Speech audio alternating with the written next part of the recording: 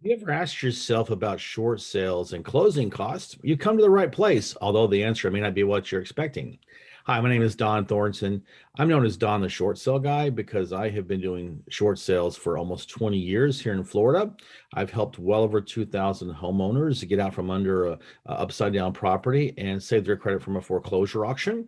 In this video, I'm going to talk about what are the typical closing costs that sellers pay.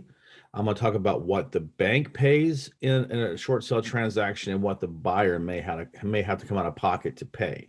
So, what are our typical closing costs in a real estate transaction?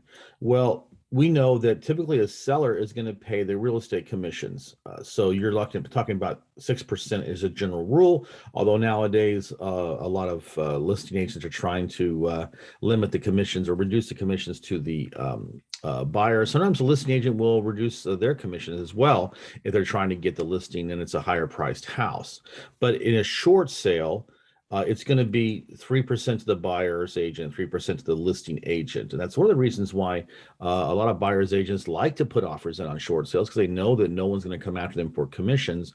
And real estate agents, it's one of the few positive things about a short sale is that no one's going to come to them and say, well, you got to reduce your commission, generally speaking.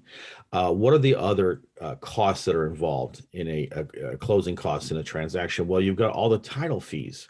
So you've got transfer fees, doc stamps, all of these things that have to be done that are title search surveys, things like that. So whatever a title company charges, that has to be paid as well in the transaction.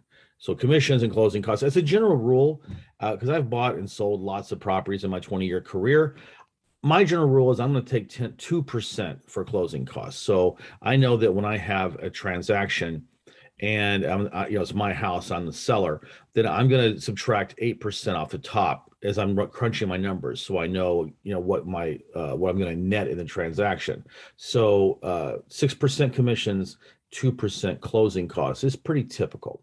So what I'd love for you to do is to go down to the bottom of the screen here on the corner and click the subscribe button, because I love to make videos about short sales and foreclosures, and basically I'm sharing 20 years of my experience. And if you're watching this video, then you probably are interested in the subject matter and you want to be notified when I upload a new video to this YouTube channel.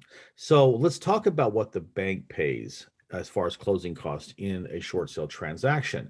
So understand the way the transaction is set up. Basically, we know that the homeowner doesn't have any money. Okay, no, a lot of times they're in foreclosure, they're certainly in financial distress, so they don't have any, and they don't have any proceeds because the bank is taking a discount. The seller is not going to make any profit on this, so they don't have any money to pay closing costs. So that means the bank has to step in and pay them on behalf of the seller. So the bank covers 90% of the closing costs. So the real estate agents are going to be paid by the bank. The title company will be paid by the bank. If taxes are due, they're paid by the bank. Do you see what I'm saying? So that's really how it works out. So the bank is acting as the sellers as far as paying all the closing costs. That's one thing you have to remember. So it's a nice deal for the seller because they don't have to have any out-of-pocket expenses, which is another incentive for them to do a short sale. And what I would love for you to do is if you can go down to the comments section here below the video and leave me a comment. I'd love to know what you think about the videos I do. If you have any questions, if you'd like to reach out to me, maybe to work with me, maybe you're a homeowner and you're in a situation where you need help with a short sale. Maybe you're an investor or a real estate agent. It doesn't matter. Leave me a comment and I'll respond to you because I love to engage with my viewers. So let's talk about what the buyer has to pay in a short sale as far as closing costs go. For example, if there's a homeowners association, the bank will pay up to 12 months of delinquent homeowners association assessments, but they won't go beyond that. So if that's the case, then the buyer has to step up and pay the rest if the buyer wants to buy the property. So the buyer is like a pitcher, a baseball pitcher in the bullpen. They only get called if they have to be, right. If the starting pitcher is throwing a good game, and there's no problem, the team is winning, and that he's not tired, then he pitches a complete game. So the buyer doesn't pay anything except for the house, of course, but we're talking about closing costs. But the buyer has to step in only if the bank will not cover something like we talked about, like an HOA, or perhaps there's a lien or encumbrance the bank won't pay.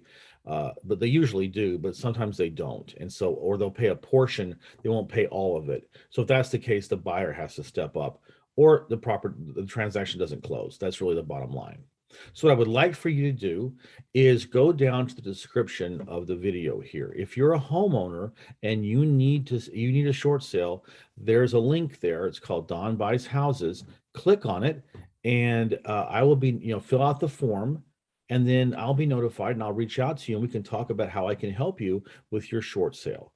If you're an investor and you come upon these types of deals a lot where the homeowner owes more than what the property's worth, go down to the description. There's also a link there for you, and fill it out and send it to me, and we can talk about how we can work together, joint venture, and I can help you create a second income stream with these kind of houses where the homeowners are upside down, but they're distressed and they need help, but you don't have the competency or the education or the experience to be able to do a short sale, whereas we do, and we can joint venture. And finally, if you're a real estate agent, why bother with a short sale listing? They're a pain in the butt for you, especially if you don't specialize in them. Just refer them to us, and we'll give you 25% referral fee, and you make money, and you can keep doing what you want to do, which is obviously not short sales. So I want to thank you for watching this video, and I will talk to you next time.